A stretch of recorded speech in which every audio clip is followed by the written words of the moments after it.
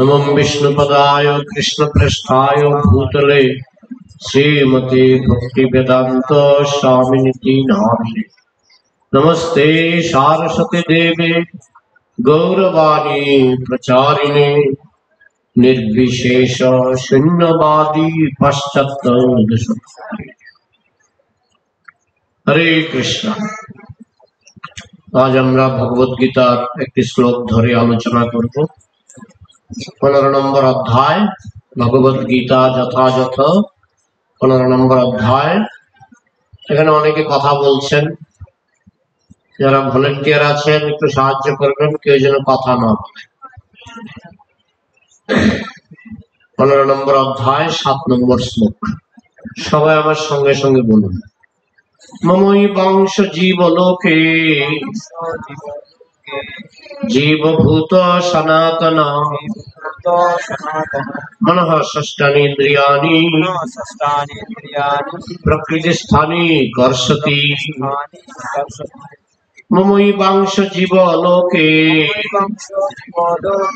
জীবভূত সনাতন মনঃ ষষ্ঠানীন্দ্রিয়াণি প্রকৃতিস্থানি কর্ষতি। এই শ্লোকটা কেউ জানেন? জানলে হাত তুলবেন, বলুন।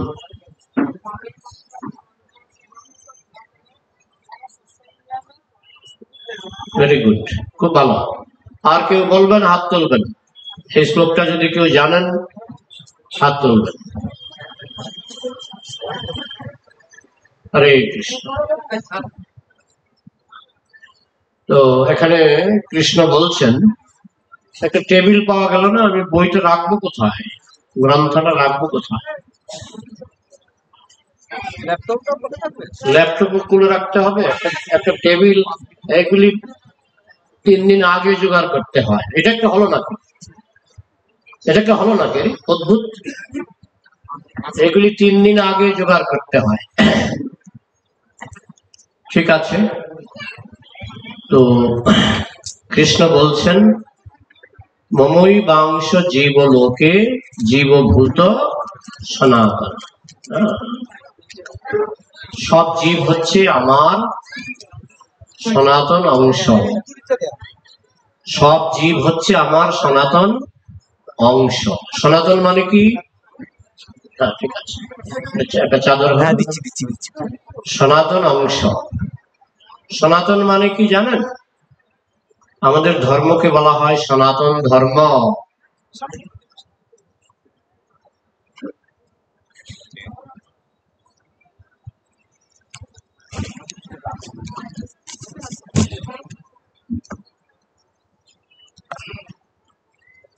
আমাদের ধর্মকে কি বলা হয়? সনাতন ধর্ম। সনাতন মানে কি জানেন? কে জানেন সনাতন মানে কি? সনাতন মানে পার্মানেন্ট।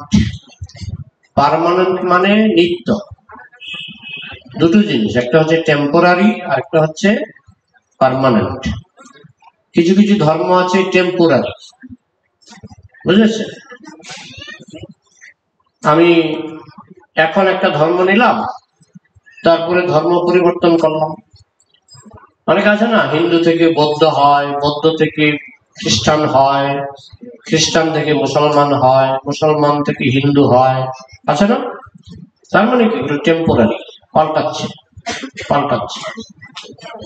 এমনকি হিন্দু কথাটাও বলা হচ্ছে, হিন্দু থেকে কেউ যদি খ্রিস্টান হয় টেম্পোরারি।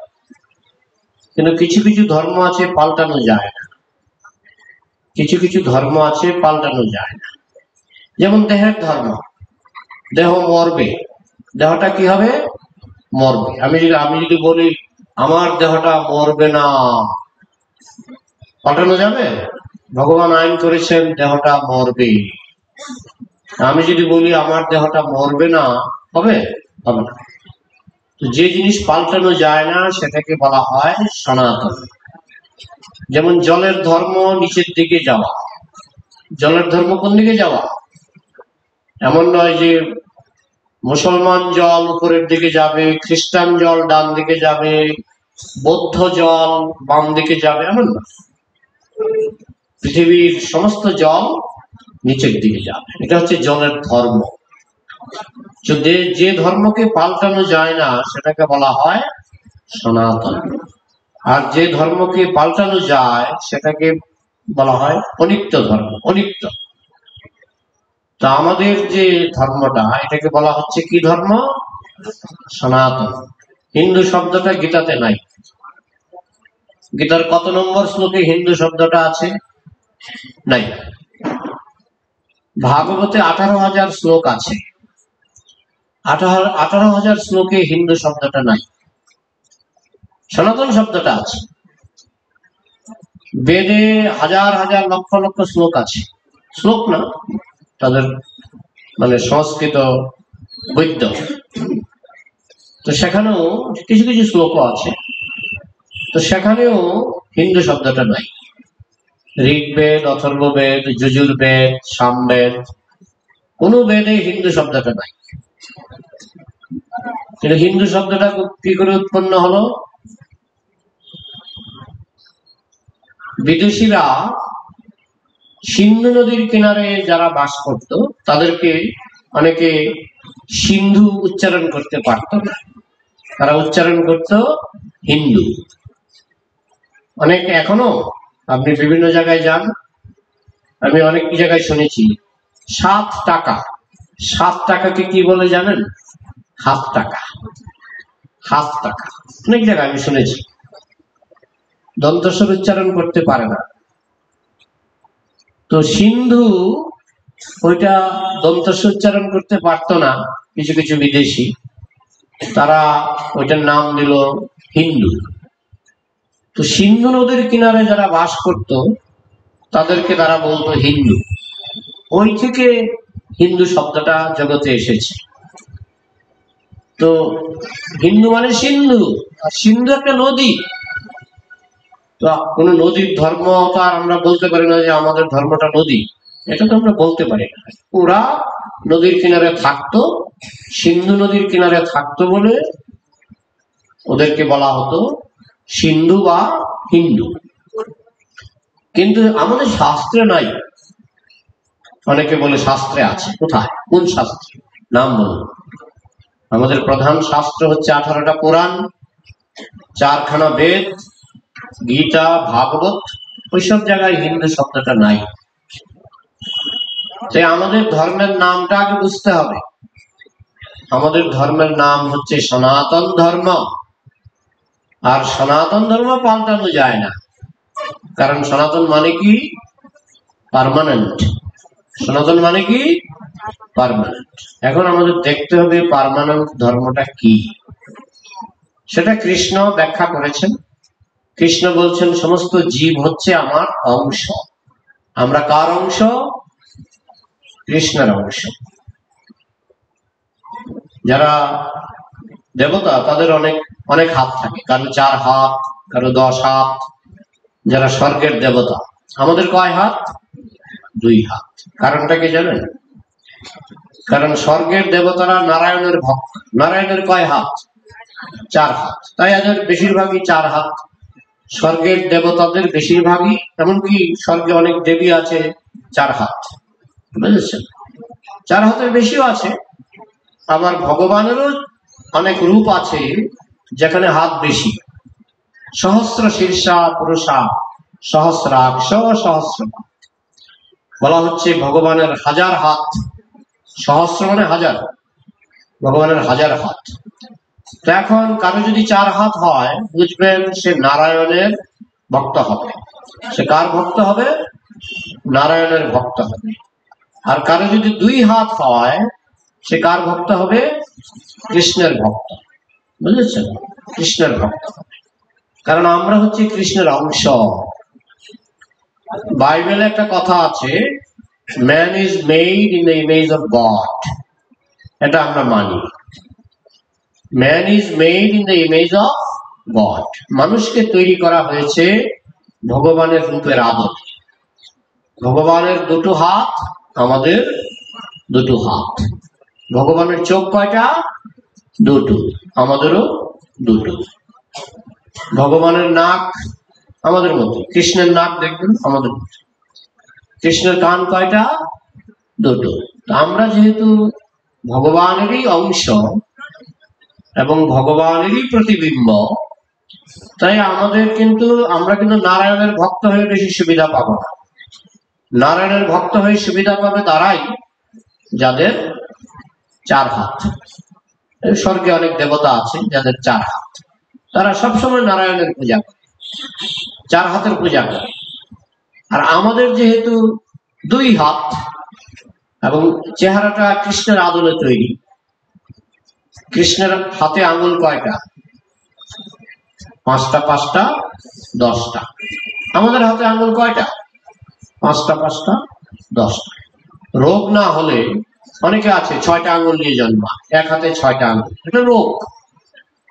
সুস্থ মানুষের হাতে আঙুল 5টা 5টা 10টা। সারা পৃথিবীতে আপনি আমেরিকায় যান 10টা আঙুল, তাই না? রাশিয়াতে যান 10টা আঙুল, আফ্রিকায় যান 2টো কান, তাই না? 2টো চোখ, সব জায়গায়। কেন? অনেকে বলে এমনি এমনি এমনি এমনি এমনি এমনি কিছু হয় না। বলে নারী পুরুষ, এটা এমনি এমনি হয়নি। রাধা কৃষ্ণ, রাধার রূপটা কি? নারী রূপ। কৃষ্ণ রূপটা কি? পুরুষ রূপ। গোড়ায় জন্মাদ্দেশ্য যত, রাধা কৃষ্ণ থেকে সবকিছুর সৃষ্টি হয়েছে। এই সংসারে বিশেষ করে এই মনুষ্য দেহটা সৃষ্টি হয়েছে রাধা কৃষ্ণ থেকে। পুরুষ রূপটা এসেছে কৃষ্ণ রূপ থেকে, নারী রূপটা এসেছে রাধা রূপ থেকে। তাই ভাগবতের প্রথম শ্লোকেই বলা হয়েছে জন্মাদ্দেশ্য যত, যার থেকে সবকিছুর জন্ম, যার থেকে সবকিছুর সৃষ্টি। তখন বলতে পারেন কৃষ্ণেরও 10টা আঙ্গুল, আমারও 10টা আঙ্গুল, তাহলে তো আমি কৃষ্ণই হয়ে গেলাম। বানরের আঙ্গুল কয়টা? বানরের আঙ্গুল কয়টা? 10টা। 5টা 5টা 10টা। আমি যদি বলি বানরের আঙ্গুলও 10টা, আমার আঙ্গুলও 10টা, আমি বানর হয়ে গেলাম, বললাম না। কৃষ্ণের আঙ্গুলও 10টা, বানরের আঙ্গুলও 10টা, আমার আঙ্গুলও 10টা। তার মধ্যে বানরের সঙ্গে আমার মিলে না, কৃষ্ণের সঙ্গে আমার মিলে না। কৃষ্ণের গায়ের রং হচ্ছে নীলাভ। যে নীল আমরা দেখি সেরকম নীল নয়, যে নীল আমরা দেখি সেরকম নীল নয়। এ নীল দিব্য চক্ষু ছাড়া দেখাই যাবে। জ্যোতির্ময় নীল, তার শরীর থেকে জ্যোতি বেরোচ্ছে, অপূর্ব সুন্দর। যে নীল আমরা দেখি সেটা জ্যোতির্ময় নয়, কিন্তু কৃষ্ণের শরীরের যে নীল রং সেটা জ্যোতির্ময়। কৃষ্ণের যে 5টা 5টা 10টা আঙ্গুল জ্যোতির্ময়। হ্যাঁ, চাঁদের থেকে যেমন জ্যোতি বেরোয় সেরকম কৃষ্ণের নখ থেকে জ্যোতি বেরোয়, বুঝেছেন? কৃষ্ণের শরীর থেকে জ্যোতি বেরোয়। তাহলে বানরের 5টা 5টা 10টা আঙ্গুল, আমারও 5টা 5টা 10টা আঙ্গুল, কৃষ্ণেরও 5টা 5টা 10টা আঙ্গুল, কিন্তু একরকম নয়। মিল আছে, মিল নাই। বানরের সঙ্গে আমার মিল আছে, আবার মিল নাই, ঠিক আছে? এই যে মিল আছে মিল নাই, এটাকে চৈতন্য মহাপ্রভু বলছেন ভেদাভেদ। ভেদাভেদ। আর এটা আমরা চিন্তা করে কোন পাই না, কারণ কৃষ্ণকে দর্শন না পেলে তো আমরা বুঝতেই পারবো না যে কৃষ্ণের রূপটা কেমন।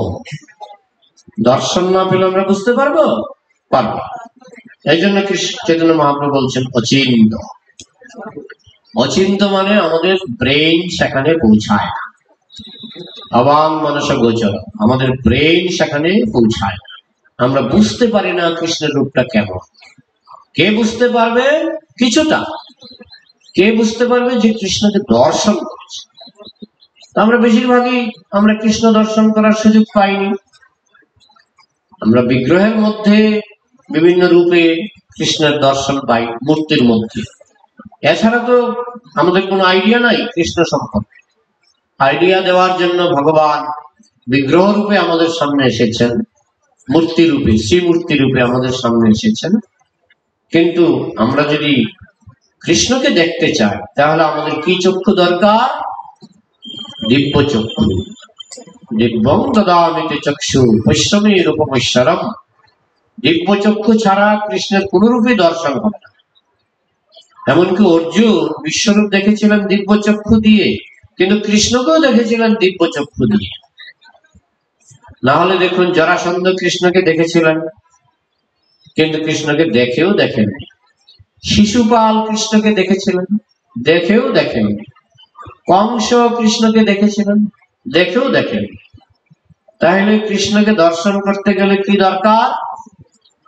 প্রেমাঞ্জন ছুরিত ভক্তি বিলোচনে না, বলছে প্রেমের কাজল মাখা চোখে, প্রেমের কাজল মাখা চোখে কৃষ্ণকে দেখা যায়। যার চোখে প্রেমের কাজল মাখা নাই তিনি কৃষ্ণকে দেখতে পাবেন না।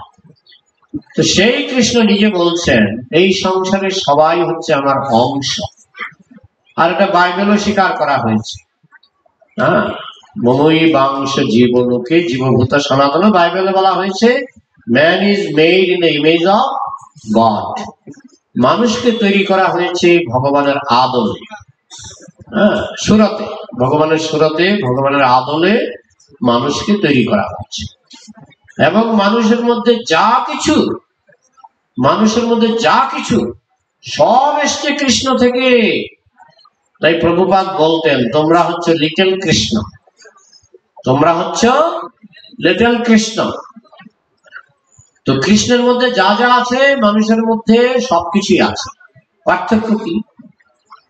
যেমন সমুদ্রের মধ্যে লবণ আছে, সমুদ্রের এক ফোঁটা জলের মধ্যেও লবণ আছে, আছে তো? এই যে মাতাজি ঘুমাচ্ছে, ঘুমাচ্ছেন কেন? ঘুম পেলে দাঁড়িয়ে পড়বেন। তো সমুদ্রের মধ্যে কি আছে? লবণ। আর সমুদ্রের এক ফোঁটা জলের মধ্যে লবণ। পার্থক্য কি? পার্থক্য হচ্ছে সমুদ্রের মধ্যে অফুরন্ত লবণ, আর এক ফোঁটা জলের মধ্যে এক বিন্দু লবণ। বোঝা গেল? ঠিক তেমনি কৃষ্ণের মধ্যে যা কিছু আছে অফুরন্ত, অফুরন্ত। আমাদের মধ্যে সবই আছে। কৃষ্ণের মধ্যে যা কিছু আছে আমাদের মধ্যে সবই আছে। আমাদের মধ্যে হচ্ছে বিন্দু, আর কৃষ্ণের মধ্যে হচ্ছে সিন্ধু। কৃষ্ণের মধ্যে সবকিছু অফুরন্ত, আমাদের মধ্যে সেইগুলি আছে। কৃষ্ণের গুণগুলি, যেহেতু আমরা কৃষ্ণের অংশ, তাই কৃষ্ণের গুণগুলি আমাদের মধ্যে আছে, কিন্তু সেগুলি আছে বিন্দু পরিমাণ। যেমন আমাদের মধ্যে রাগ আছে না, আমরা রেগে যাই না মাঝে মধ্যে? ভগবানের মধ্যে রাগ আছে। তিনি এমন রেগে যান যে অনেক সময় আপনাকে নরকে পাঠিয়ে দেবেন। ভগবান যদি রেগে যান তাহলে আপনাকে কোথায় পাঠাবেন? নরকে। ভগবান যদি রেগে যান, এখন আমরা মনুষ্য দেহ পেয়েছি, এই মনুষ্য দেহটা হচ্ছে কৃষ্ণ ভজনার জন্য।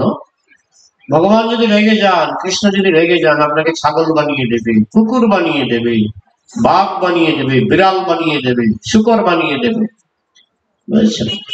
দানহং দিশত ক্রূরান সংসারেষু নরাধমান ক্ষিপামি অজস্রম শুভান অসুরস্যৈব যোনিষু। যে সমস্ত মানুষরা কৃষ্ণ বিদ্বেষী, তাদেরকে আমি জন্ম জন্ম ধরে অসুর জনিতে নিক্ষেপ করি, পশু জনিতে নিক্ষেপ করি।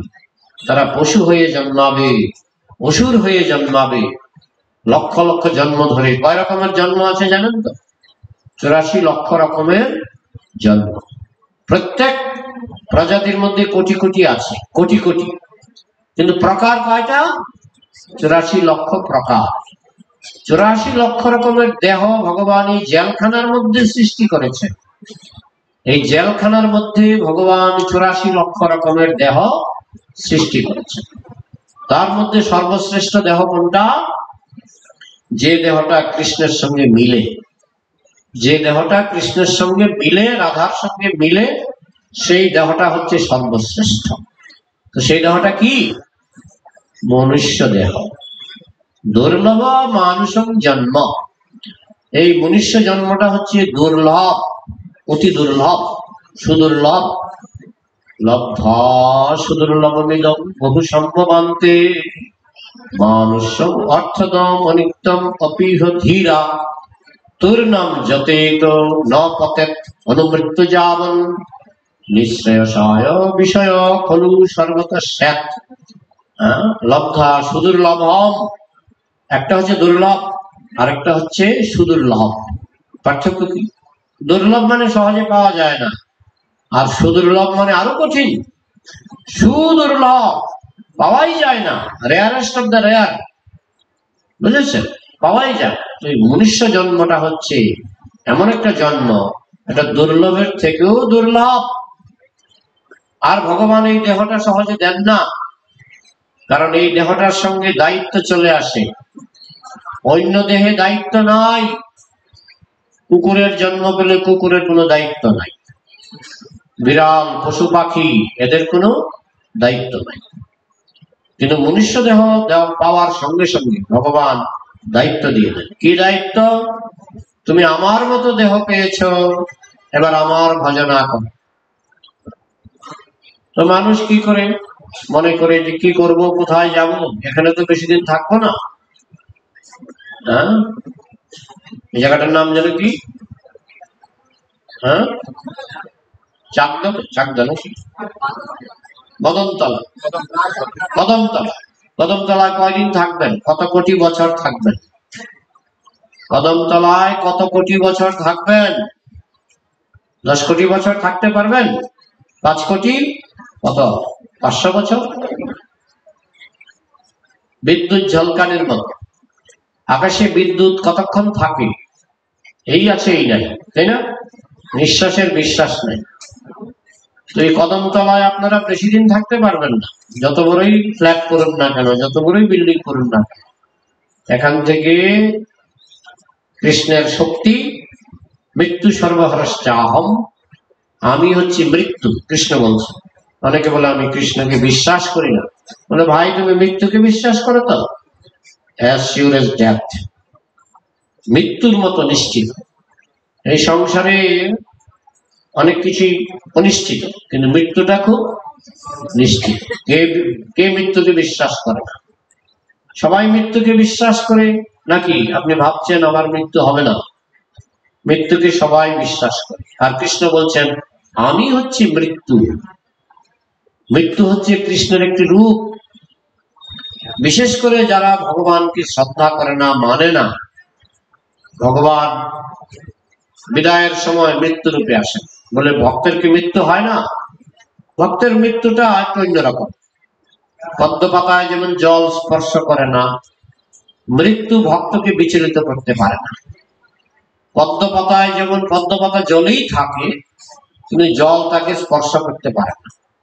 ঠিক তেমনি যে শুদ্ধ ভক্ত, শুদ্ধ কৃষ্ণ ভক্ত, যেমন ছিল প্রভুপাদ, তিনি কৃষ্ণ কথা বলতে বলতে দেহত্যাগ করেছেন, ভিডিও পাওয়া যায়।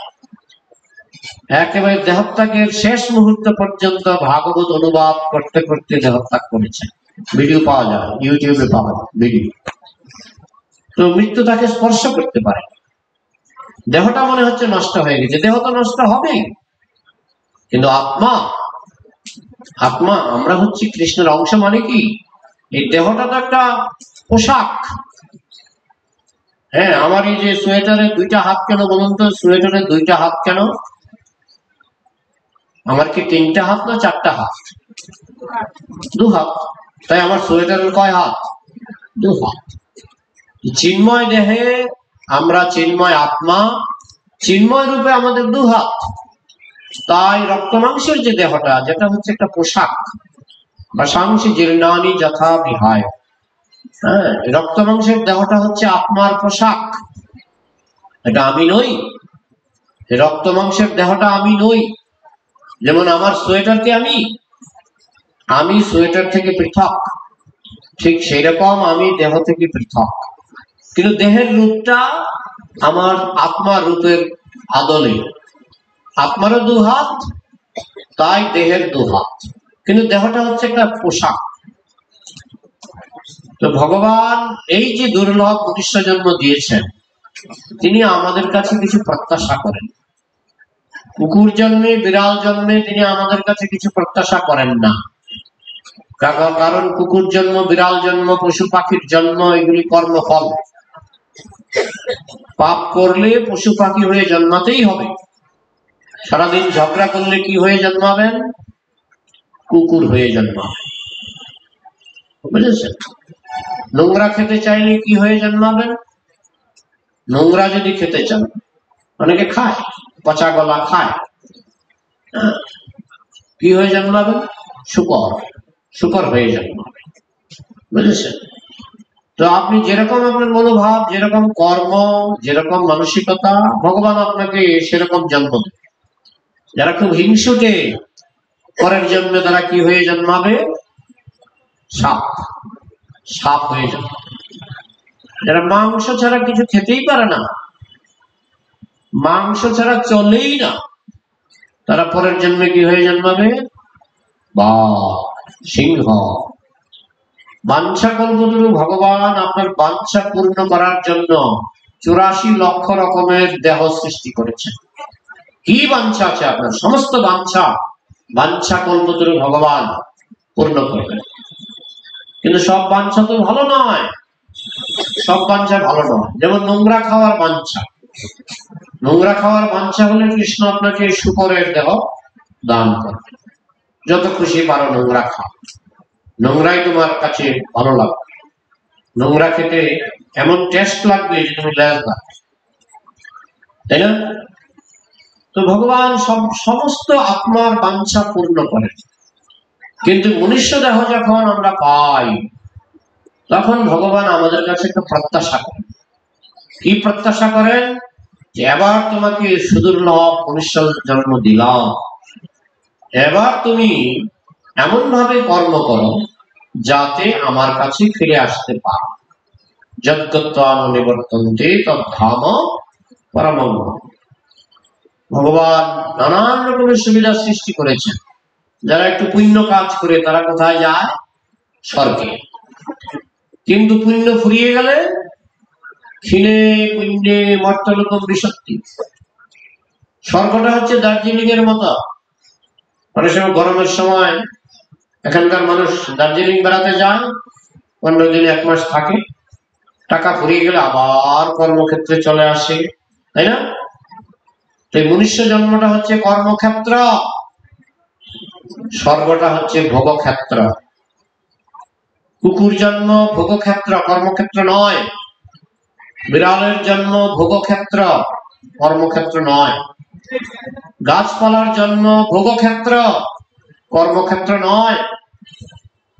পশু পাখি যত জন্ম আছে সবই হচ্ছে ভোগক্ষেত্র। এমনকি স্বর্গ ভোগক্ষেত্র। স্বর্গে গেলে কি আছে? সেখানে অপ্সরা আছে এবং নন্দন কানন আছে, সুন্দর সুন্দর পার্ক আছে।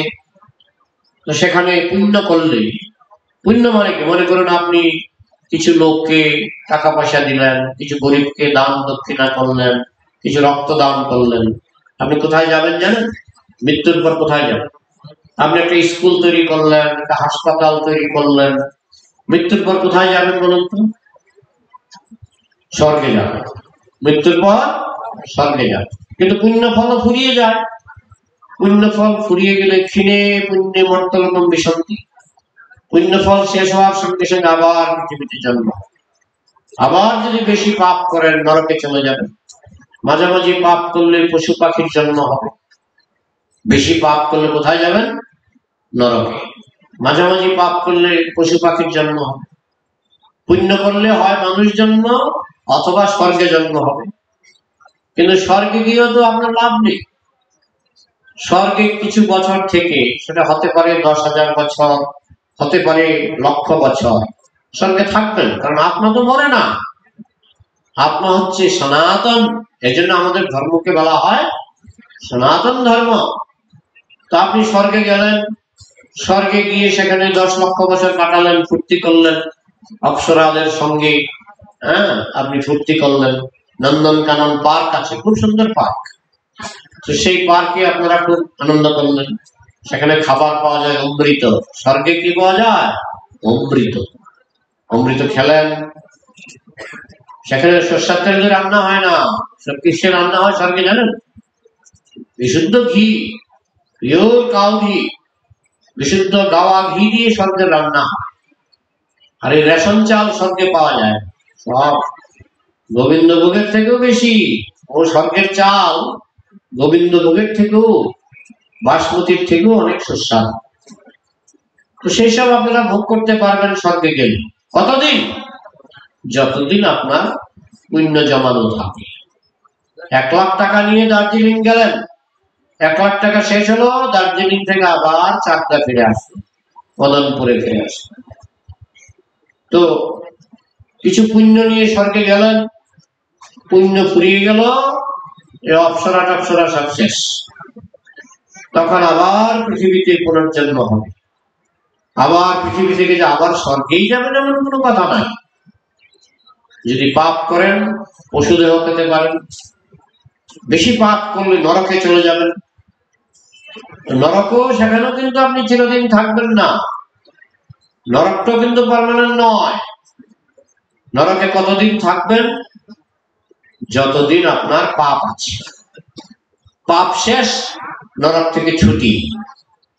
পাপ শেষ হয়ে গেল, নরক থেকে ছুটি। পুণ্য শেষ হয়ে গেল, স্বর্গ থেকে ছুটি।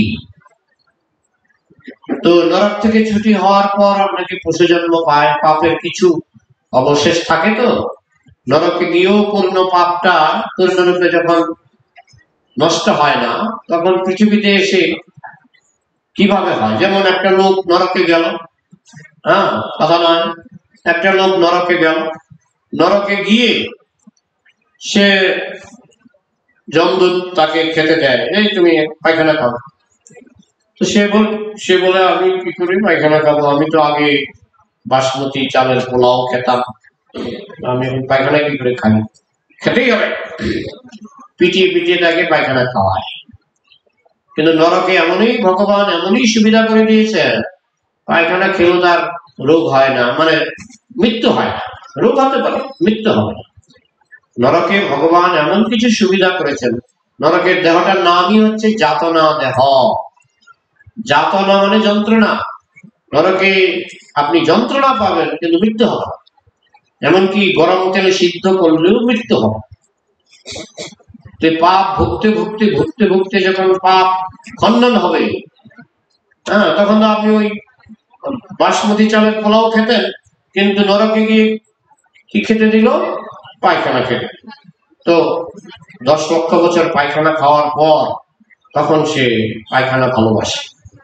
তখন তাকে পৃথিবীতে শূকরের জন্ম দিয়ে দেয় ভগবান। যাও, এবার তো প্র্যাকটিস হয়েছে, আগে বাসমতি চালের পোলাও খেতে, তারপরে নরকে গিয়ে 10 লক্ষ বছর পায়খানা খেয়েছ, এবার তো প্র্যাকটিস হয়ে গেছে, এবার পৃথিবীতে গিয়ে শূকরের জন্ম লাভ করো। তারপরে শূকরের জন্ম থেকে আস্তে আস্তে বিভিন্ন জন্ম নিতে নিতে 80 লক্ষ জন্ম পরে সে পায় দুর্লভ মনুষ্য জন্ম।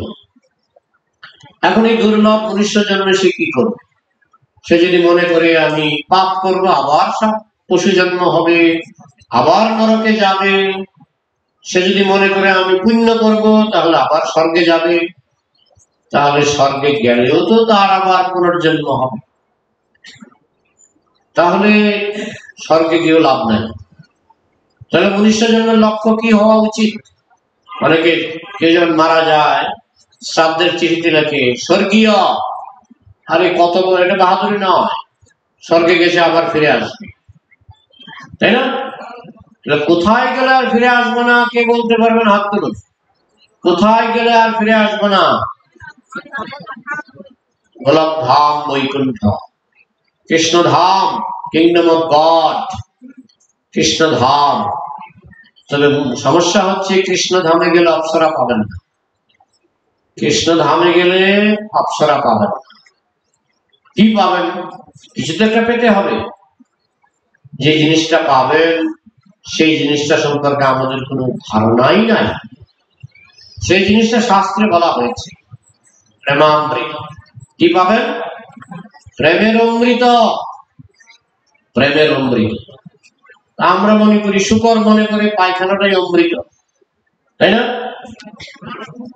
যে যেটা খায়, গরু ঘাস খায়, গরু মনে করে ঘাসটাই অমৃত, তাই না? এক একটা প্রাণীর এক একটা খাবার। হ্যাঁ, মানুষের মধ্যে দেখুন না, আপনি যদি ইন্দোনেশিয়া যান, ওইখানে একটা জনপ্রিয়, ইন্দোনেশিয়া না, বার্মা, সেখানে একটা জনপ্রিয় খাবার হচ্ছে নাপ্পি। নাম শুনেছেন? ওরা বলে নাপ্পি হচ্ছে অমৃত। অমৃত। নাপ্পি কি করে রান্না করে ভাগবত পাঠে কি আমি বলবো? শিখতে চান? এই প্রভুটা বারবার এসে কথা বলছে। হ্যাঁ, পাঠের সময় কোনো কথা নয়, এটা আমার ডিস্টার্ব। নাপ্পি কি করে রান্না করে, এটা রান্নাটা আমি শিখেছি প্রভুপাদের কাছ থেকে। প্রভুপাদ বলেছেন কি করে নাপ্পি রান্না করে। ওই বার্মাতে বেশিরভাগ বাড়িতে একটা মাটির মটকা থাকে, মাটির কলসের মতো মটকা বড়। তো ওইখানকার মানুষ খুব নোংরা, ওদের বাড়িতে প্রচুর ইঁদুর, প্রচুর বিড়াল, প্রচুর কুকুর এসব থাকে। তো মারাও যায়, অনেক ইঁদুর মারা যায় ওই কলসের ভিতরে ফেলে দেয়, মটকার ভিতরে ফেলে দেয়। আবার কুকুর মারা গেলেও মটকার ভিতরে ফেলে দেয়, বিড়াল মারা গেলেও মটকার ভিতরে ফেলে দেয়, আরশোলা মারা গেলে মটকার ভিতরে ফেলে দেয়। ফেলতে ফেলতে খুব তাড়াতাড়ি মটকাটা ভরে যায়, কারণ ওদের দেশে খুব এইসব প্রাণী জন্মায় যেখানে নোংরা বেশি, এদের জন্ম বেশি। তো মটকাটা যখন ভরে যায় তখন মটকাটার উপর একটা কাপড় দিয়ে একটা গেরো দেয়, দিয়ে এটার উপরে মোমবাতি দিয়ে এটাকে ঢেকে দেয়। ঢেকে মাটির মধ্যে গর্ত করে এটাকে 1 বছর মাটির নিচে রাখে, বুঝেছেন? 1 বছর পরে এটাকে তুলে যখন মটকার ওই মোমবাতির যে কাপড়ের আবরণটা খুলে ফেলে, তখন এটা থেকে যে দুর্গন্ধ বেরোয় না, এটা একেবারে 10 মাইল 15 মাইল ছড়িয়ে পড়ে। আর এই গন্ধটা ওদের খুব প্রিয়, বুঝেছেন? তারপরে এটার মধ্যে ওরা জল দেয়, জল দিয়ে বাঁশ দিয়ে এরকম করে করে, যেমন আমরা যেমন মাথা তুলি, মানে দই থেকে মাখন তুলি, ওরা এরকম মন্থন করে অনেক মন্থন করার পর এটা কাপড় দিয়ে ছেঁকে বোতলে বোতলে ভরে রাখে। এবং যখন কোনো উৎসব হবে, বিবাহ অনুষ্ঠান, ওইটা চাই, ওটা 1 চামচ করে দেবে, ভাতের সঙ্গে 1 চামচ করে দেবে। এটার নাম কি? নাপ্পি। গল্প নয়, নাপ্পি। আমাদের শ্রীমদ ভক্তি সিদ্ধান্ত সরস্বতী ঠাকুর বারমাতে একটা মন্দির করেছিলেন। তো ওই নাপ্পির গন্ধে ভক্তরা বলছিলেন আমরা এখানে থাকতে পারবো না গুরুদেব, চারদিকে কেবল নাপ্পির গন্ধ, থাকতে পারবো না। বলে তোমরা সহ্য করো, প্রচার করতে হলে নাপ্পির গন্ধ সহ্য করেও প্রচার করতে হবে। তারা ওই নবদ্বীপ থেকে বিশুদ্ধ গাওয়া ঘি নিয়ে যেতেন, নিয়ে গাওয়া ঘি দিয়ে যখন পুরি বানাতেন রাধা মাধবের জন্য, কৃষ্ণের জন্য যখন পুরি রান্না করতেন, প্রতিবেশীরা এসে বকা বাজতে শুরু করতেন, কি পচা গন্ধ, তোমরা কি রান্না করছো, কি পচা গন্ধ। আমরা তো গাওয়া ঘি দিয়ে আমরা পুরি ভাবছি, এই বন্ধ করো, কি পচা গন্ধ। আরে ভাই, তোমরা যখন নাপ্পি খাও, নাপ্পি না খেলে আমাদের খাওয়াই হয় না। আমি যদি 100 গ্রাম চালের ভাত খাই, নাপ্পি হলে 200 গ্রাম খেয়ে ফেলবো। হ্যাঁ, ওদের কাছে নাপ্পি হচ্ছে অমৃত, আর ভক্তদের কাছে ঘি হচ্ছে অমৃত, বুঝেছে? তো যাই হোক, যার যেরকম বাঞ্ছা ভগবান পূর্ণ করেন। ঠিক আছে, তোমার পচা মাংস খাওয়ার বাঞ্ছা, তুমি বার্মাতে গিয়ে জন্মাও, তুমি নাপ্পি খাও। মেক্সিকোতে ওরা জ্যান্ত আরশোলা ধরে ধরে খায়। এগুলো একটা গল্প নয়, আজকাল ইউটিউবে সব দেখায়। আমি দেখলাম একটা আফ্রিকার লোক জঙ্গলে গিয়ে একটা পচা একটা গাছ ভেঙেছে, এটার ভিতরে অনেক পোকা, বড় বড় পোকা, কাঁচা ধরে ধরে খেয়ে ফেলছে। ইউটিউবে দেখলাম, কাঁচা ধরে ধরে খেয়ে ফেলছে। তো যার যেরকম বাঞ্ছা ভগবান সব পূর্ণ করে দেয়, সমস্ত বাঞ্ছা। এই জন্য বাঞ্ছা করতে সাবধান হতে। আমরা যদি স্বর্গ বাঞ্ছা করি, শুধু বাঞ্ছা করলেই হবে না, কর্ম তো একটু ভালো করতে হবে। আপনি যদি স্বর্গে যেতে চান, বাঞ্ছা করবেন, পাশাপাশি আপনি যদি একটু পুণ্য কাজ করেন, তাহলে আপনি স্বর্গে যাবেন। কিন্তু স্বর্গে গিয়ে আপনি সেখানে কিছুদিন ফুর্তি করলেন, পুণ্য শেষ, আবার পৃথিবীতে পুনর্জন্ম হবে। বোঝা গেল? এই জন্য বুঝতে হবে কোথায় যেতে হবে, কোথায় গেলে সবচেয়ে এক্সেলেন্ট, সবচেয়ে ফার্স্ট ক্লাস জিনিসটা আমি পাবো। তো সেটা হচ্ছে গোলক। তো সেখানে গেলে কি পাবো? কি পাবো? কৃষ্ণ প্রেম। কৃষ্ণ প্রেম। সেখানে গেলে মাছ মাংস মুরগির ঝোল পাবো না, কৃষ্ণ প্রেম। অপ্সরা পাবো না, হুর পাবো না, শুধু কৃষ্ণ প্রেম। ছি ছি ছি ছি। রাজহাঁস মানুষ সরোবরে থাকতো। রাজহাঁস, রাজহাঁস কিন্তু নিরামিষ ভোজী, জানেন? রাজহাঁস স্বাস্থ্য পাতি হাঁসের ভালো না রাজহাঁসের ভালো? খাঁটি রাজহাঁস। ও পদ্ম ফুল খাবে, পদ্ম ফুলের ইয়ে খায়, পদ্ম ফুলের যে বীজ এইসব খায়, পদ্ম ফুলের ডাটা খায়। খাঁটি রাজহাঁস সে ওইসব শামুক টামুক খায় না। তো মানস সরোবর থেকে একটা খাঁটি রাজহাঁস, রাজহাঁস কিন্তু খুব সুন্দর, আমি দেখেছি। ঠোঁটের মধ্যে লিপস্টিক মাখা থাকে, দেখেছেন রাজহাঁস? সেই রাজহাঁস উঠতে উঠতে যাচ্ছে, মানস সরোবর থেকে উঠতে উঠতে যাচ্ছে। এই গল্পটা কে বলেছেন? শ্রীমৎ ভক্তি সিদ্ধান্ত সরস্বতী ঠাকুর। তো রাজহাঁস দেখছে চার পাঁচটা পাতি হাঁস পুকুরের কিনারে বসে গল্প করছে। তখন রাজহাঁস দূর থেকে দেখছে, আরে দেখতে তো মনে হচ্ছে আমারই জাত ভাই, কারণ আমার মতোই অনেকটা এদের দেহের গরম।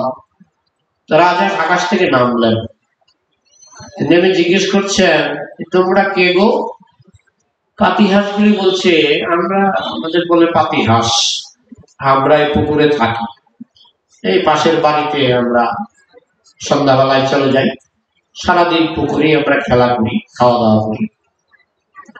তুমিও তো খুব সুন্দর, পাতি হাঁসগুলি বলছে, তুমিও তো খুব সুন্দর, একেবারে লিপস্টিক মাখা ঠোঁট। রাজহাঁসের ঠোঁট, মানুষ সরোবরের রাজহাঁস ঠোঁটগুলি খুব লাল। তুমি কোথায় থাকো? বলে আমি থাকি মানস সরোবরে। মানস সরোবরে কি কি ফ্যাসিলিটি আছে? সেখানে আমি পদ্ম ফুল খাই, পদ্ম ফুলের কর্ণিকার খাই, পদ্ম ফুলের ডাটা খাই, পদ্ম ফুলের বিচি খাই, আমি খুব আনন্দে আছি। আর জল একেবারে স্ফটিকের মতো, তোমাদের এই পুকুরের জলের মতো ঘোলা জল নয়, মানুষ সরোবরের জল একেবারে স্বচ্ছ কাঁচের মতো। আচ্ছা, সেখানে ওই পাতি হাঁসগুলি বলছে সেখানে শামুক পাওয়া যায়? তখন দেখছে সামনে কিছু পচা শামুক পড়েছে। শামুক কোনগুলি? কোনগুলি শামুক? এই যে জিনিসটা পাওয়া যায়, বাজে জিনিস এখানে পাওয়া যায়।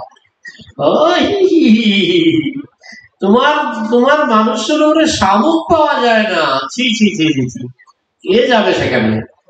বোকা হলে যাবে, বুদ্ধিমান যাবে না। গোলকে কৃষ্ণ প্রেম ছাড়া অপ্সরা পাওয়া যাবে না, হুর পাওয়া যাবে না, কৃষ্ণ প্রেম। আর আমরা হচ্ছি পাতি হাঁস, আমরা চাই, মনে করি এই জগতের ভোগ বিলাস। শুকর যেমন পায়খানা খেয়ে গ্যাস মারে আর ভূত ভূত ভূত ভূত আওয়াজ করে, শুকর ভাবছে এটাই বেস্ট, এটাই সর্বশ্রেষ্ঠ। কিন্তু এটা তো রিলেটিভ, আপেক্ষিক। তোমার কাছে যেটা সর্বশ্রেষ্ঠ, আমি তো নাকে রুমাল দিচ্ছি।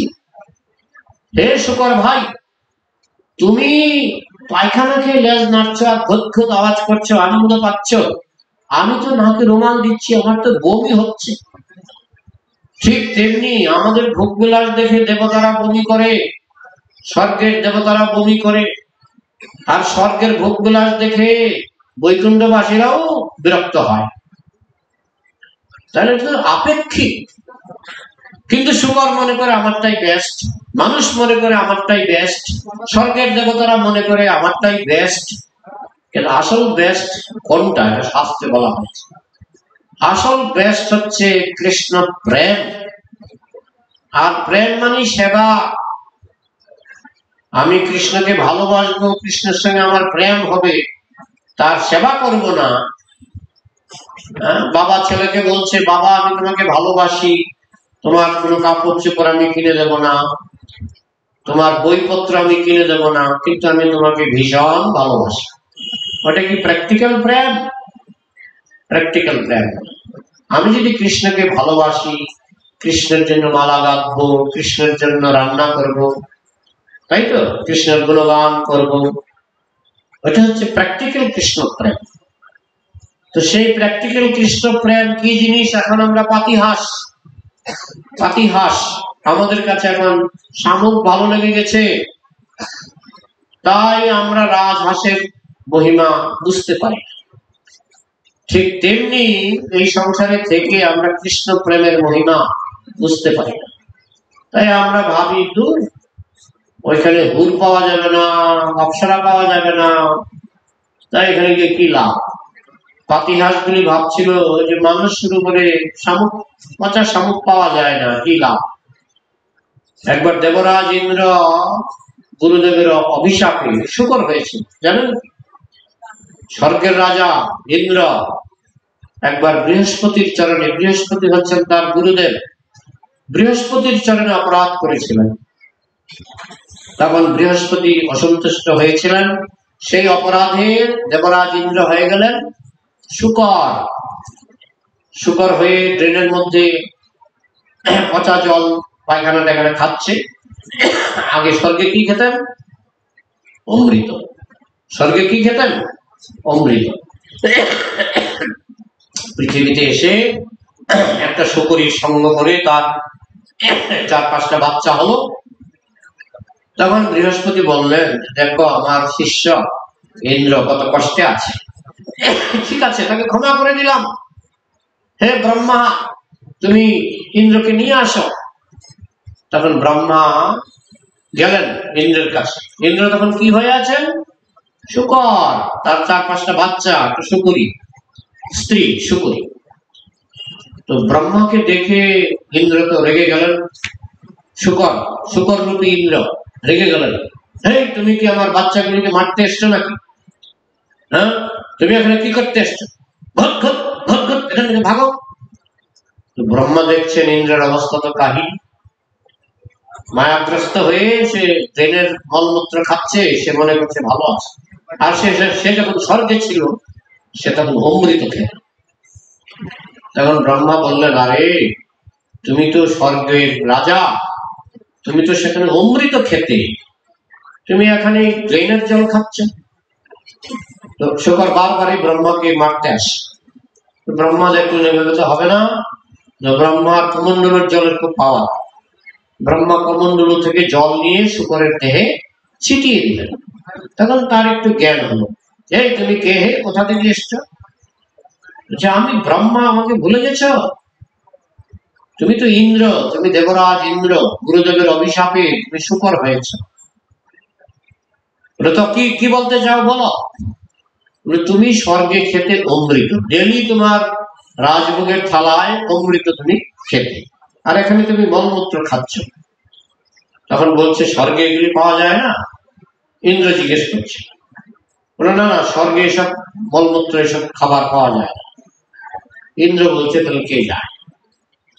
এইসব ডিলিশিয়াস ফার্স্ট ক্লাস ডিশ যদি স্বর্গে পাওয়া না যায়, আমি গিয়ে করবোটা কি?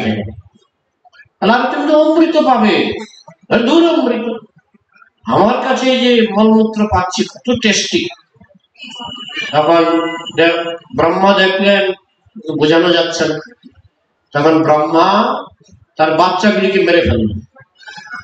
তখন ইন্দ্র কান্নাকাটি করছে, আমার বাচ্চাগুলিকে মেরে ফেলছ, তুমি কে? মাতাজি এত কি জরুরি কাজ পড়ে গেল? হ্যাঁ, এত কি জরুরি কাজ? রাষ্ট্রপতি ডেকেছে। যাই হোক, রাষ্ট্রপতি ডাকলে উঠবেন না। তো কি বলছিলাম, যে আমার বাচ্চাগুলিকে মেরে ফেললো। তখন ব্রহ্মা তখন আরেকবার তার স্ত্রীকে মেরে ফেলল, স্ত্রীকে মেরে ফেলল।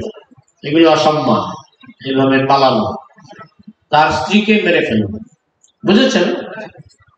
তারপরে সেই শুকর, স্ত্রী মরে গেল, বাচ্চা মরে গেল, তারপরে সেই শুকর কান্নাকাটি শুরু করলো। তখন ব্রহ্মা শুকরকেও মানলেন। তখন শুকর ইন্দ্রদেহ ফিরে পেলেন। আরে কি ব্যাপার, আমি এখানে কি করে এলাম? তুমি গুরুদেবের চরণে অপরাধ করেছিলে, তাই তোমার এই দুর্দশা, পাপের ফলে। তখন ইন্দ্র বুঝতে পারলেন, আরে আমি কি অমৃত আস্বাদন করতাম, আর এখানে এসে আমি মলমূত্র খাচ্ছি। শুকর দেহে বুঝতে পারে। ঠিক তেমনি এই রক্ত মাংসের দেহে আমরা কৃষ্ণ প্রেম কি জিনিস বুঝতে পারি না। আমরা মনে করি এখনই তো ভালো আছি, কিন্তু এখনো তো থাকতে পারবো না। এখনো তো 100 বছর হলে আপনাকে 100 বছরের আগেই বিদায় নিতে হবে।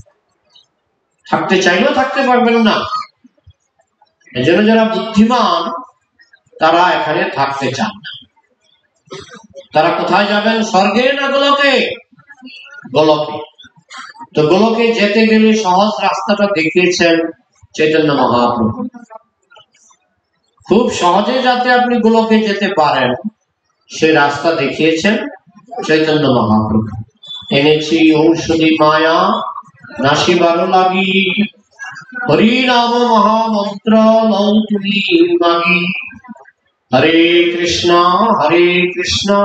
কৃষ্ণ কৃষ্ণ হরে হরে, হরে রাম রাম রাম হরে হরে।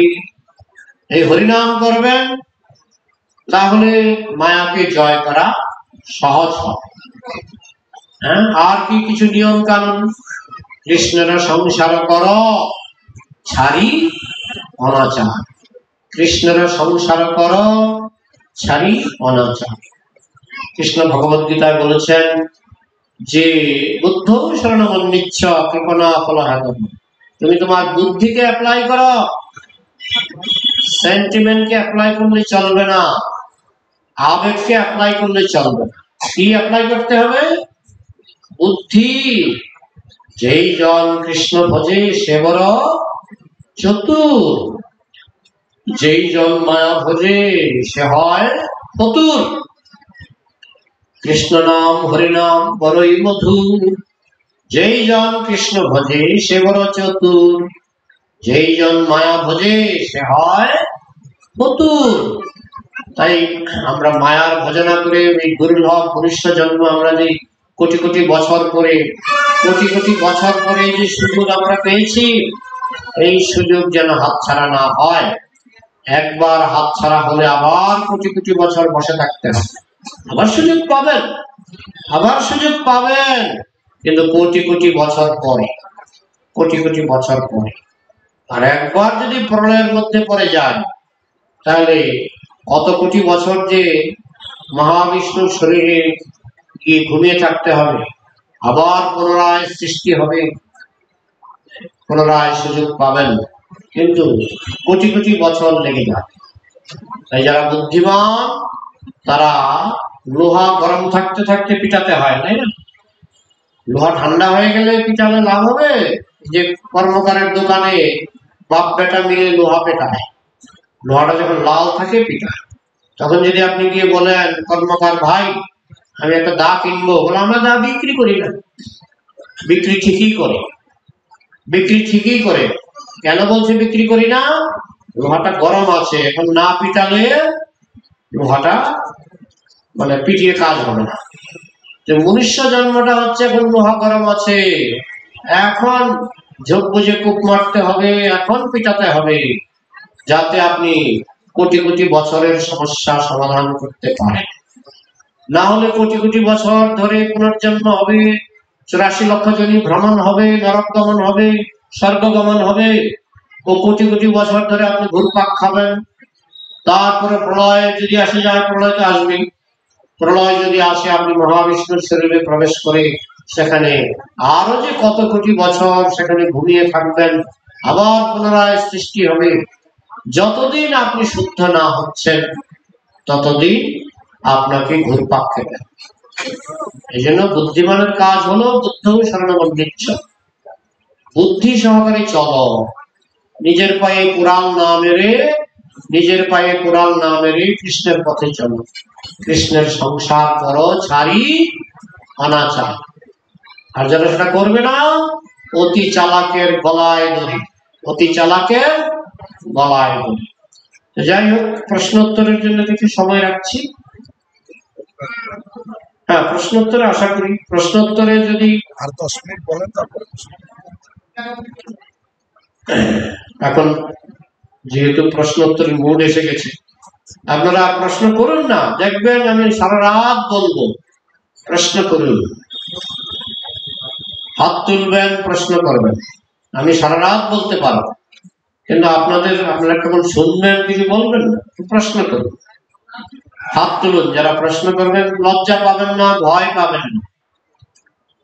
হ্যাঁ, অনেক সময় হয় কি, পাঠে শুনলেন, তারপরে বাইরে গিয়ে বললেন আর এসব প্রভু বলেছে, ঠিক আছে না, এখানে প্রশ্ন করুন, এখানে প্রশ্ন করুন।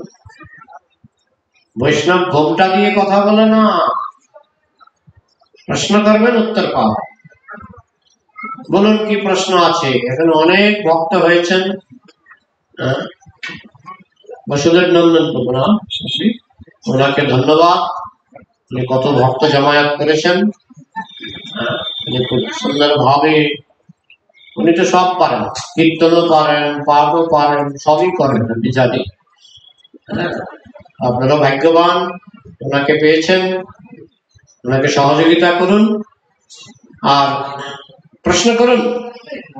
কারণ আমরা দেখুন, ওই আজকে সকাল 7টায় গাড়িতে উঠেছিলাম, সকাল 7টায়, এখানে এসে পৌঁছেছি 2টোর সময়। কত ঘন্টার জার্নি? 7টা থেকে 2টো। সারাদিন তো গাড়িতেই বসে বসে পা ধরে গেছে। আবার ওই রকম যাওয়ার দিন আবার এইভাবে কষ্ট করে যাব, তো সবসময় তো আমরা আসবো না। তবে আপনাদের ভাগ্য ভালো, মায়াপুরটা কাছে আছে, আপনারা নিয়মিত যাবেন। প্রভুপাদ যে কি করে গেছেন, প্রভুপাদ কলকাতার একজন বাঙালি, কিন্তু তিনি সারা বিশ্বে যে কি দিয়ে গেছেন কল্পনার বাইরে। পৃথিবীর সব দেশের মানুষ এখন ইসকনের ভক্ত হচ্ছে। তবে বলা হয় যে স্টেশনের পাশের লোক ট্রেন ফেল করে, স্টেশনের পাশের লোক ট্রেন ফেল করে, দূরের লোক পেয়ে যায়। আমেরিকার লোক কৃষ্ণ ভক্তি পেয়ে যাচ্ছে, রাশিয়ার লোক কৃষ্ণ ভক্তি পেয়ে যাচ্ছে, চারটার মানুষ নাও পেতে পারে। ট্রেন আছে তো, স্টেশন কাছে, মহাপ্রভুর জন্মস্থান, ইসকনের হেডকোয়ার্টার খুবই কাছে। ট্রেন ফেল করবেন না, লোকে ট্রেন দাঁড়িয়ে আছে আপনার জন্য, কিন্তু সবাইকে টিকিট দেওয়া হবে।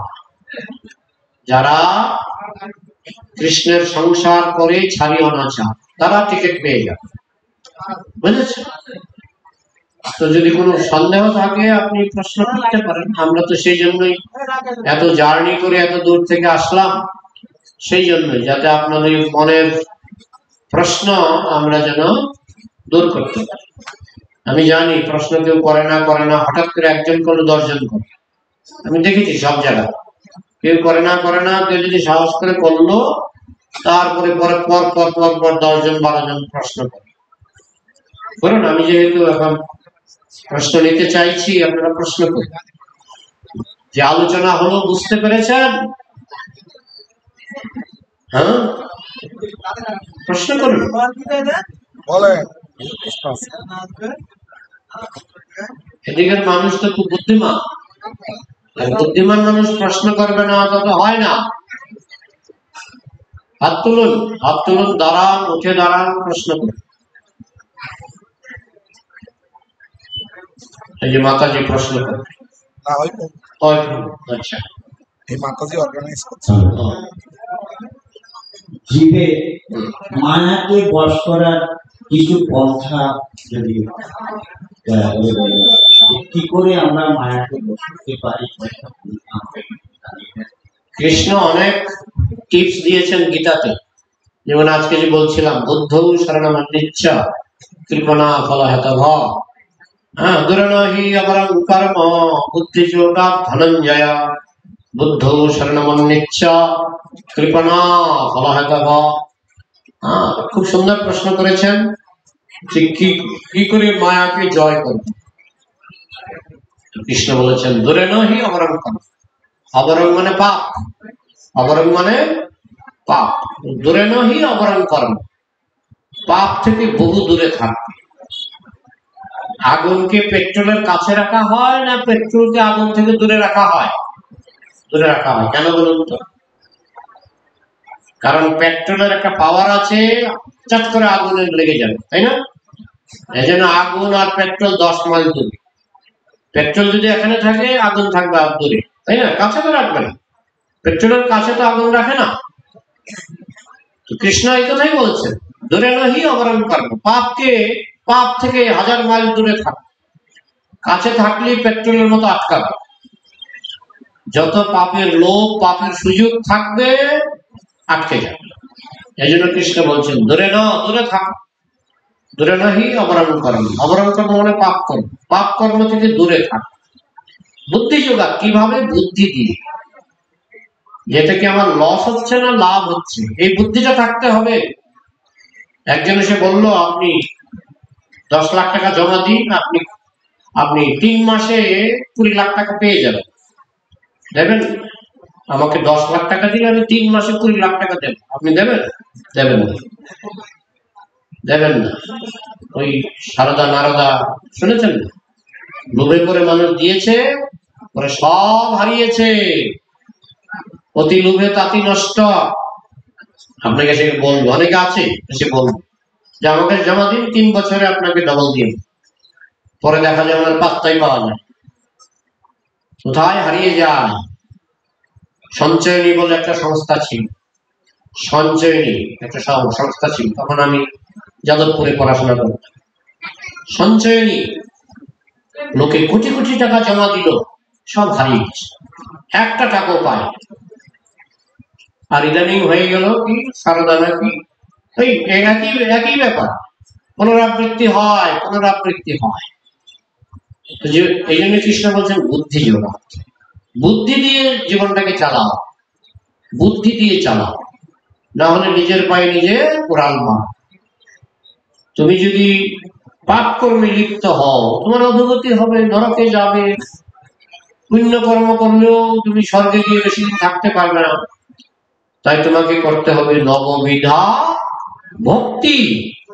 শ্রবণম কীর্তনম বিষ্ণু স্মরণম পাদ সেবনম, শ্রবণম কীর্তনম বিষ্ণু স্মরণম পাদ সেবনম, অর্চনম বন্দনম দাস্যম সক্ষম আত্মনিবেদনম, ইতি পুংসার্পিতা বিষ্ণু ভক্তিষ্টেন নবলক্ষণা, ক্রিয়ত ভগবতী অধ্যা তন্মন্যে অজিতমুত্তমম।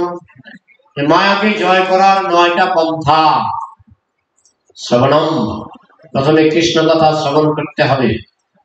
এই ভদ্রলোকের প্রশ্ন ছিল মায়াকে কি করে জয় করব। 1 নম্বর হচ্ছে শ্রবণম, কৃষ্ণ কথা শ্রবণ করতে হবে। আমাদের এখানে গ্রন্থ বিক্রি হচ্ছে, চৈতন্য চরিতামৃত।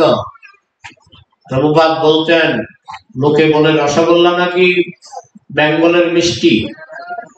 প্রভুপাদ বলছেন না, বেঙ্গলের মিষ্টি হচ্ছে চৈতন্য চরিতামৃত। বুঝেছেন? রসগোল্লা বেঙ্গলের মিষ্টি কোর্টে জিতে গেছে। কোর্টে একটা কেস হয়েছিল, উড়িষ্যার কারিগররা বলছিল রসগোল্লা উড়িষ্যার মিষ্টি, আর বেঙ্গলের কারিগররা বলছিল রসগোল্লা বেঙ্গলের মিষ্টি। পরে কেসে জিতেছিল বেঙ্গল, এটা বাংলার মিষ্টি। কিন্তু আমাদের প্রভুপাদ তিনি বলছেন না, রসগোল্লা বেঙ্গলের আসল মিষ্টি নয়। বেঙ্গলের আসল মিষ্টি কি? চৈতন্য চরিতামৃত। এখানে বিক্রি হচ্ছে, নিয়ে নেবেন। চৈতন্য চরিতামৃত, চৈতন্য ভাগবত। পড়তে ইচ্ছা করে, আপনি 1000 বার পড়লে মনে হবে আবার পড়ি। এত সুন্দর। এই হচ্ছে বেঙ্গলের আসল মিষ্টি। এই হচ্ছে শ্রবণম, শুনতে হবে। আছে ভাগবত 18,000 শ্লোক, কৃষ্ণ কথায় পরিপূর্ণ, জ্ঞানের সমুদ্র, ভক্তির সমুদ্র। ভাগবত নেবেন। আরে পয়সা তো ফেলে যেতেই হবে, পয়সা তো ফেলে রেখে যেতেই হবে। যদি থাকে, কৃষ্ণ যদি আপনাকে পয়সা দিয়ে থাকে, ও ফেলে যেতে হবে। আপনি খেতে পারবেন না, আপনার নাতিপতি খাবে, ফেলে যেতে হবে। তো যতক্ষণ আমার হাতের মধ্যে কৃষ্ণ দিয়েছেন, আমি চৈতন্য চরিতামৃত, ভাগবত, 18,000 শ্লোক, সব কৃষ্ণ কথা, কৃষ্ণ লীলা, এগুলি শুনতে হবে, পড়তে হবে, শ্রবণম, তারপরে এগুলি বলতে হবে, কীর্তনম, শ্রবণম কীর্তনম বিষ্ণু স্মরণম, এগুলি চিন্তা করতে হবে, স্মরণম, শ্রবণম কীর্তনম বিষ্ণু স্মরণম, পাদ সেবনম, কৃষ্ণের চরণের সেবা করতে হবে, তার চরণ জল পান করতে হবে, হ্যাঁ, পাদ সেবনম, অর্চনম, তার আরতি করতে হবে, বন্দনম, তার কাছে প্রার্থনা করতে হবে, দাস্যম, তার সেবা করতে হবে, তার জন্য রান্না করতে হবে, তার জন্য মালা গাঁথতে হবে, তার জন্য তাকে সাজাতে হবে, দাস্যম, সক্ষম, তার সঙ্গে বন্ধুত্ব করতে হবে, কৃষ্ণের সঙ্গে বন্ধুত্ব করতে হবে। তিনি আপনার হৃদয়ে বসে আছেন, তার সঙ্গে কথা বলুন। তিনি আপনার হৃদয়ে বসে আছেন, শ্রেষ্ঠ বন্ধু, তার সঙ্গে কথা বলুন। একটু যোগ্যতা অর্জন করলে দেখবেন তিনি আপনার সঙ্গে কথা বলতে শুরু করেছেন। হ্যাঁ, সক্ষম, আত্মনিবেদনম, যা কিছু আছে সব কৃষ্ণের জন্য, মুখে নয় কাজে, যা কিছু আছে সব কৃষ্ণের জন্য। এই হল নববিধা ভক্তি। এই নববিধা ভক্তি করলে মায়াকে জয় করা সহজ। মূল্য না দিলে বস্তু পাওয়া যায়? দোকানে গিয়ে যদি 30 টাকা দিয়ে বলেন আমাকে 1 কেজি চাল দেন, তো পাবেন কম দামি চাল। দোকানে গিয়ে যদি আপনি 50 টাকা দিয়ে বলেন আমাকে 1 কেজি চাল দেন, একটু বেশি দামি চাল পাবেন। দোকানে গিয়ে যদি আপনি 100 টাকা দিয়ে বলেন আমাকে 1 কেজি চাল দেন, কমপক্ষে তো গোবিন্দভোগ বাসমতি পেয়ে যাবেন, তাই না? এখানে বাসমতি বা গোবিন্দভোগের কেজি কত? কত? হ্যাঁ, 100 টাকা। 100 টাকা ফেললে পাবেন গোবিন্দভোগ, আর 30 টাকা ফেললে পাবেন রেশন, তাই না? তো ভগবানের কাছে এরকম, যে যথামান প্রপদ্যন্তে তাংস্তথৈব ভজাম্যহম, যেমন মূল্য দেবে সেরকম পাবে। তুমি যদি নিষ্ঠা সহকারে শুদ্ধ ভক্তির আচরণ করো, আমি তোমাকে সেরকম পুরস্কার দেব। আর যদি ফাঁকিবাজি করো, আমিও ফাঁকি দেব। এই জন্য ফাঁকি দিলে ফাঁকিতে পড়তে হয়। এই জন্য কৃষ্ণকে মূল্য দিন, সুন্দরভাবে নববিধা ভক্তির অনুশীলন করুন। কত ভাবে কত টাকা নষ্ট হচ্ছে। হ্যাঁ, যেমন আপনি মোবাইল চার্জ করছেন, একবার মোবাইল চার্জ করতে আমি জানি 300 টাকা 200 টাকা নিয়ে নেয়। এমন সুন্দর সুন্দর গ্রন্থ আছে 200 টাকার মধ্যে পেয়ে যায়, 300 টাকার মধ্যে ভালো ভালো গ্রন্থ পেয়ে যায়। তো আপনি মোবাইল থেকে আর কি পাবেন? মোবাইল থেকে বেশিরভাগই তো সময় নষ্ট করে, আমি জানি। মানুষ বেশিরভাগই মোবাইলের সময় নষ্ট করে। তা না করে মোবাইল রিচার্জ একটু কমিয়ে আপনি গ্রন্থ কিনুন। দেখবেন গ্রন্থ পড়ে আপনার জীবন ধন্য হবে। মোবাইলে সময় না দিয়ে গ্রন্থের সময়, তাহলে মায়া পালাবে। হ্যাঁ, বুদ্ধি থাকতে, বুদ্ধি না থাকলে নিজের পায়ে নিজে কোরআন মারবেন, নিজের ক্ষতি নিজে করবেন। বুদ্ধি থাকলে বুঝতে পারবেন যে আমি কেন আমার জীবনটাকে নষ্ট করছি, এই সুদূর্লভ মনুষ্য জন্ম আমি কেন নষ্ট করছি। আপনার উত্তর পেলেন? যিনি প্রশ্ন করেছিলেন আশা করি উত্তর পেয়েছেন। উত্তর না পেলে আপনি আবার সামনে আসবেন। এবার দ্বিতীয় প্রশ্ন। হরে কৃষ্ণ। হরে কৃষ্ণ।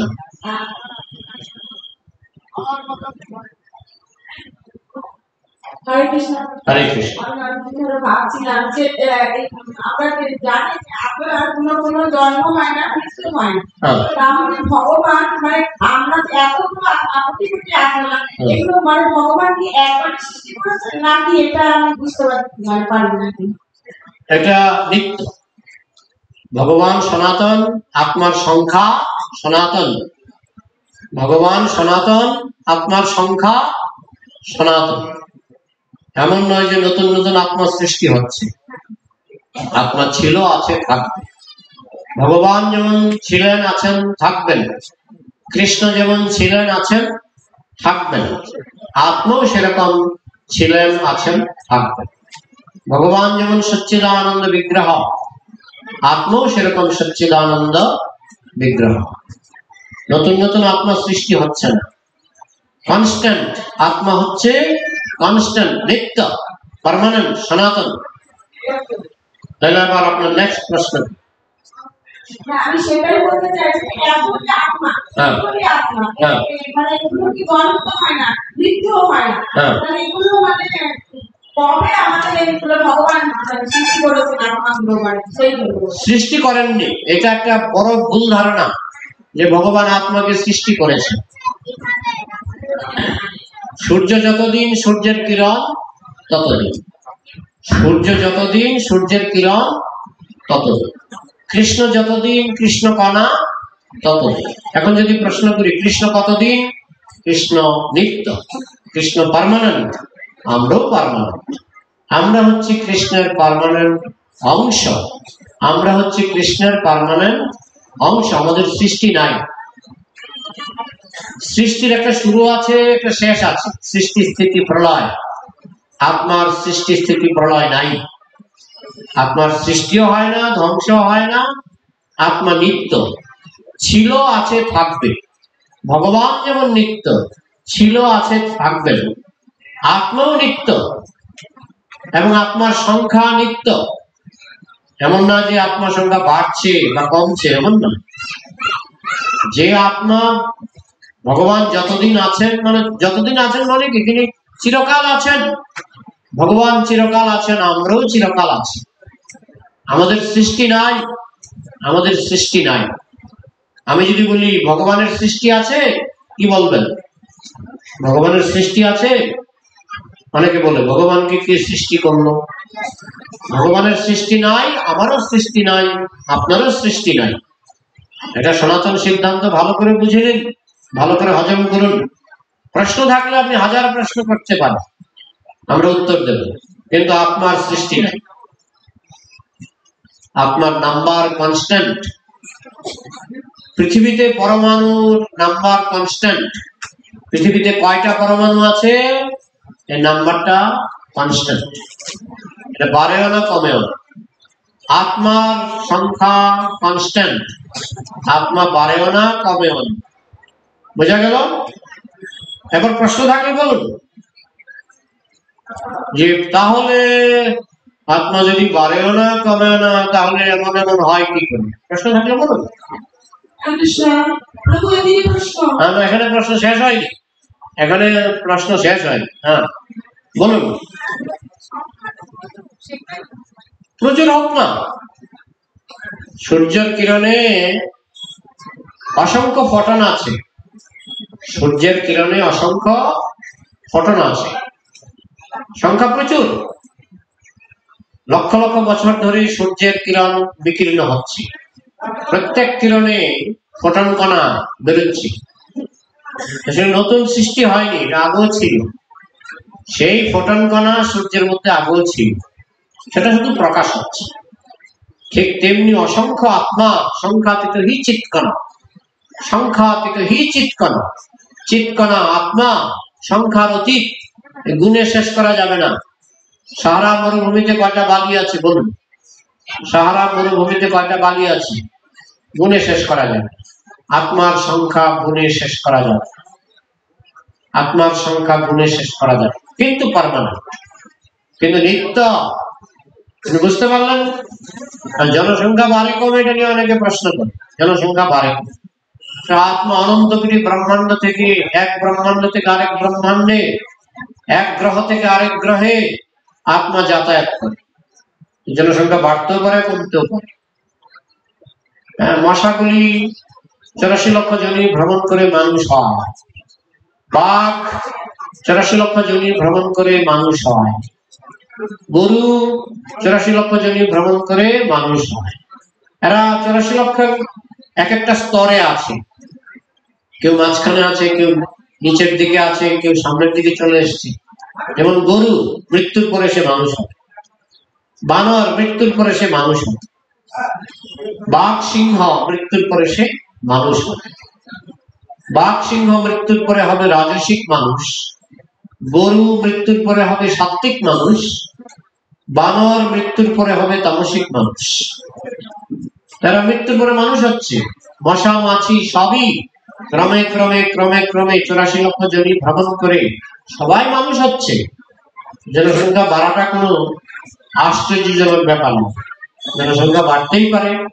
আবার অন্য গ্রহে যদি চলে যায়, প্রাণ সর্বগত স্থানুরচনায় সনাতন, অন্য গ্রহ প্রাণী আছে, এই গ্রহের প্রাণী যখন অন্য গ্রহে চলে যায় তখন এই গ্রহে প্রাণী কমতেও পারে। আবার যদি জনসংখ্যা বাড়ে, অন্য গ্রহ থেকে প্রাণী এই গ্রহে জন্মাতে পারে, মশা মাছি মানুষ হতে পারে, বাঘ ভাল্লুক মানুষ হতে পারে। তো এর হিসাব রাখা আপনার পক্ষে সম্ভব না, এর হিসাব রাখেন চিত্রগুপ্ত। ঠিক আছে? জয় গ্রন্থরাজ শ্রীমদ্ ভাগবত কি, সমবেত বৈষ্ণব ভক্তবৃন্দ কি, শিলা প্রভুপাদ কি।